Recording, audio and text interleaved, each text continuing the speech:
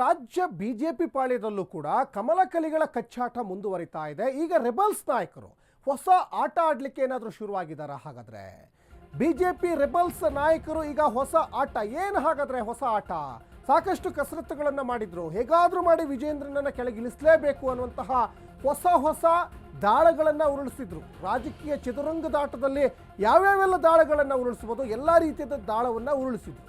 ಈಗ ಸಂಧಾನ ಸೂತ್ರಕ್ಕೆ ಹೊಸ ದಾಳವನ್ನೇನಾದರೂ ರೆಬಲ್ಸ್ ನಾಯಕರು ಉರುಳಿಸ್ತಾ ಇದ್ದಾರಾ ಅಥವಾ ಉರುಳಿಸೇ ಬಿಟ್ಟಿದ್ದಾರಾ?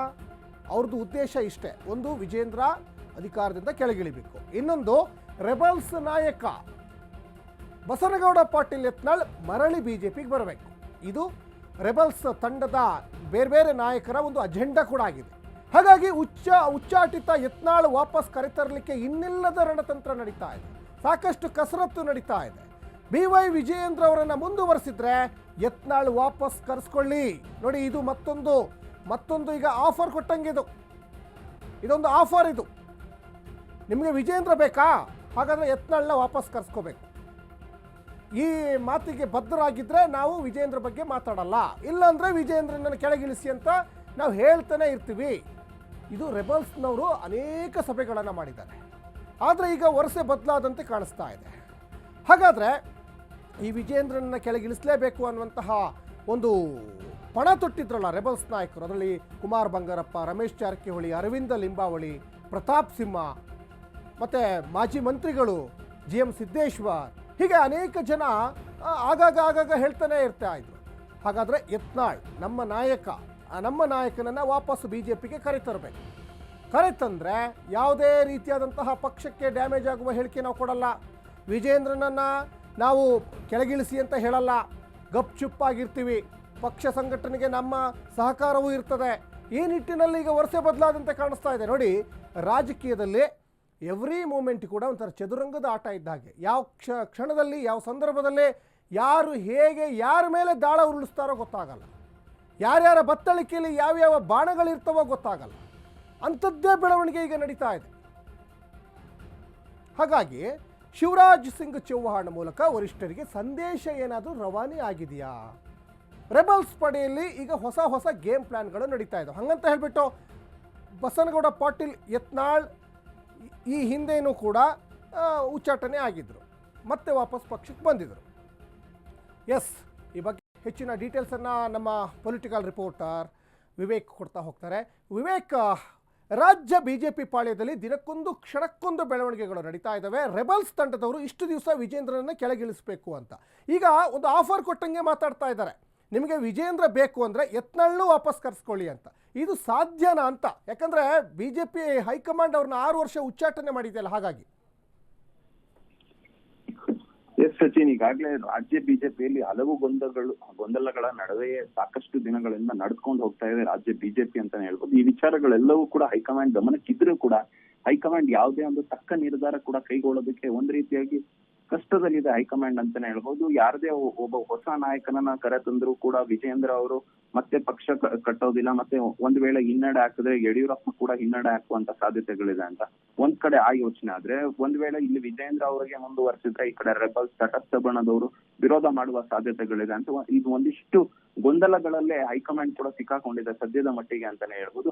ಇನ್ನು ಯತ್ನಾಳ್ ಅವರ ವಿಚಾರಕ್ಕೆ ಬಂದ್ರೆ, ಈ ಹಿಂದೆ ಕೂಡ ಅವರು 2-3 ಬಾರಿ ಉಚ್ಚಾಟನೆ ಆಗಿದ್ರು, ತದನಂತರ ಮತ್ತೆ ಬಿಜೆಪಿಗೆ ಸೇರ್ಪಡೆ ಆಗಿದ್ರು. ಈ ಬಾರಿ ಕೂಡ ಅಷ್ಟೇ 6 ವರ್ಷಗಳ ಕಾಲ ಅವ್ರಿಗೆ ಉಚ್ಚಾಟನೆ ಮಾಡಲಾಗಿದೆ. ಆದ್ರೂ ಕೂಡ ಚುನಾವಣೆ ಸಂದರ್ಭದಲ್ಲಿ ಅವ್ರಿಗೆ ವಾಪಸ್ ತೆಗೆದುಕೊಳ್ತಾರೆ ಅನ್ನೋ ಒಂದು ವಿಶ್ವಾಸದಲ್ಲಿ ರೆಬಲ್ಸ್ ಬಣದವರು ಕೂಡ ಕಂಪ್ಲೀಟ್ಲಿ ಇದ್ರು.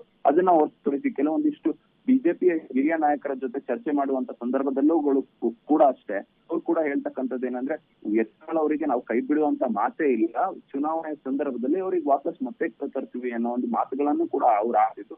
ಈಗ ರೆಬಲ್ಸ್ ಬಣ ಕೂಡ ಹೊಸ ಪ್ರಯತ್ನಕ್ಕೆ ಮುಂದಾಗಿದೆ. ಈ ಹಿಂದೆ ಕೂಡ ಅಷ್ಟೇ ಯತ್ನಾಳ್ ಅವರು ಉಚ್ಚಾಟನೆ ಆದಂತ ಸಂದರ್ಭದಲ್ಲಿ ನಾವ್ ಯತ್ನಾಳ್ ಜೊತೆನೆ ನಿಲ್ತೀವಿ ಅಂತ ಹೇಳ್ತಾ ಇದ್ರು. ತದನಂತರ ಮತ್ತೆ ಸೈಲೆಂಟ್ ಆದ್ರು ರೆಬಲ್ಸ್. ಮತ್ತೆ ಈಗ ಏನೋ ಒಂದ್ ಕಡೆ ಆಕ್ಟಿವ್ ಆಗಿದ್ದಾರೆ ಅನ್ನೋ ಮಾಹಿತಿಗಳು ಕೂಡ ಲಭ್ಯವಾಗ್ತಿದೆ. ಏನಂದ್ರೆ ಒಂದು ವೇಳೆ ಏನಾದ್ರೂ ರಾಜ್ಯಾಧ್ಯಕ್ಷರಾಗಿ ವಿಜೇಂದ್ರ ಅವರು ರಾಜ್ಯದಲ್ಲಿ ಮುಂದುವರೆಬೇಕಂದ್ರೆ ಮೊದಲನೇದಾಗಿ ಯತ್ನಾಳ್ ಅವ್ರಿಗೆ ವಾಪಸ್ ಕರೆತಾನಿ ನಾವು ಯಾವುದೇ ಹೇಳಿಕೆಗಳು ಅಥವಾ ವಿಜೇಂದ್ರನ್ ಕೆಳಗಿಳಿಸಿ ಅನ್ನೋ ಒಂದು ಮಾತುಗಳನ್ನ ನಾವು ರಾಜ್ಯದಲ್ಲಿ ಆಡೋದಿಲ್ಲ ಅಂತ ಒಂದಿಷ್ಟು ಚರ್ಚೆಗಳು ಕೂಡ ರೆಬಲ್ಸ್ ಪಾಳ್ಯದಲ್ಲಿ ನಡೀತಿದೆ ಅನ್ನೋ ಒಂದು ಮಾಹಿತಿ ಕೂಡ ಲಭ್ಯ ಆಗ್ತಿದೆ. ಮತ್ತೆ ಈ ಮಾಹಿತಿ ಎಲ್ಲ ಕೂಡ ಈಗಾಗಲೇ ಹೈಕಮಾಂಡ್ಗೂ ಕೂಡ ರವಾನೆ ಮಾಡ್ಬೇಕಾಗಿರುತ್ತೆ. ಅಂದ್ರೆ ಯತ್ನಾಳ್ ಅವ್ರಿಗೆ ಉಚ್ಚಾಟನೆ ಮಾಡಿರೋದು ಶಿಸ್ತು ಸಮಿತಿ ಕಮಿಟಿ ಹೈಕಮಾಂಡ್ ನಿಂದ ಉಚ್ಚಾಟನೆ ಆದಂತ ಸಂದರ್ಭದಲ್ಲಿ ಅವರು ಹೈಕಮಾಂಡ್ ನಿಂದಾನೇ ಈ ನಿರ್ಧಾರನ ವಾಪಸ್ ತೆಗೆದುಕೊಳ್ಬೇಕಾಗಿತ್ತು. ಹಾಗಾಗಿ ಹೈಕಮಾಂಡ್ ಗಮನಕ್ಕೆ ಇವರ ಚರ್ಚೆಗಳನ್ನೆಲ್ಲ ಮುಟ್ಟಿಸಲು ಶಿವರಾಜ್ ಸಿಂಗ್ ಚೌಹಾಣ್ ಅವ್ರ ನೇತೃತ್ವದಿಂದ ಕೂಡ ಅವ್ರಿಗೆ ಮಾತನಾಡಿ ಒಂದಿಷ್ಟು ಸಲಹೆಗಳು ಅವರಿಂದ ಕೂಡ ಪಡೆದುಕೊಂಡು ಯತ್ನಾಳ್ ಅವರ ವಿಚಾರ ಅವ್ರ ಜೊತೆ ಚರ್ಚೆ ಮಾಡಿ ಮತ್ತೆ ಈಗಾಗಲೇ ಸಂಘ ಪರಿವಾರದ ಹಿರಿಯ ಸದಸ್ಯರು ಕೂಡ ಆಗಿದ್ರು ಶಿವರಾಜ್ ಸಿಂಗ್ ಚೌಹಾಣ್ ಹಾಗೂ ಕೇಂದ್ರ ಸಚಿವರು ಮತ್ತು ಈಗ ಮುಂದಿನ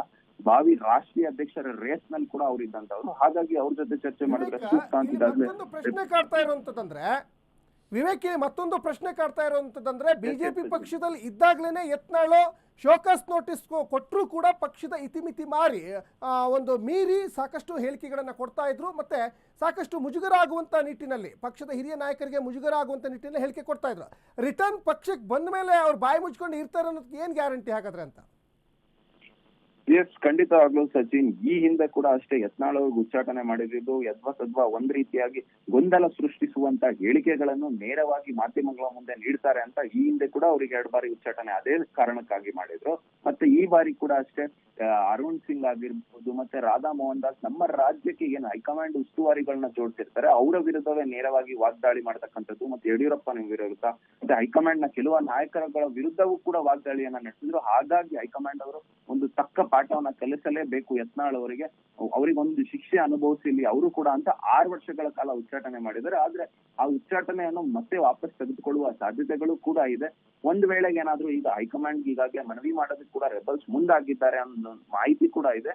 ಅದೇ ಏನಾದ್ರೂ ಒಂದ್ ವೇಳೆ ಮನವಿ ಮಾಡಿ ವಿಜೇಂದ್ರ ಅವರಿಗೆ ಮುಂದುವರಿಸಿ ಯತ್ನಾಳ್ ಅವ್ರಿಗೆ ವಾಪಸ್ ತೆಗೆದುಕೊಳ್ಳಿ ಅಂತ ಏನಾದ್ರು ಹೇಳಿದ್ರೆ ಈ ನಿರ್ಧಾರ ಕಂಪ್ಲೀಟ್ಲಿ ಅಮಿತ್ ಶಾ ಹಾಗೂ ಕೋರ್ ಕಮಿಟಿ ಹೈಕಮಾಂಡ್ ನ ಕೋರ್ ಕಮಿಟಿ ಸದಸ್ಯರ ಕೈಯಲ್ಲೇ ಇದೆ ಅಂತ ಕೂಡ ಕೇಳಿ ಬರ್ತಾ ಇದೆ. ಧನ್ಯವಾದ ವಿವೇಕ್ ತಮ್ಮೆಲ್ಲ ಡೀಟೇಲ್ಸ್ಗಾಗಿ.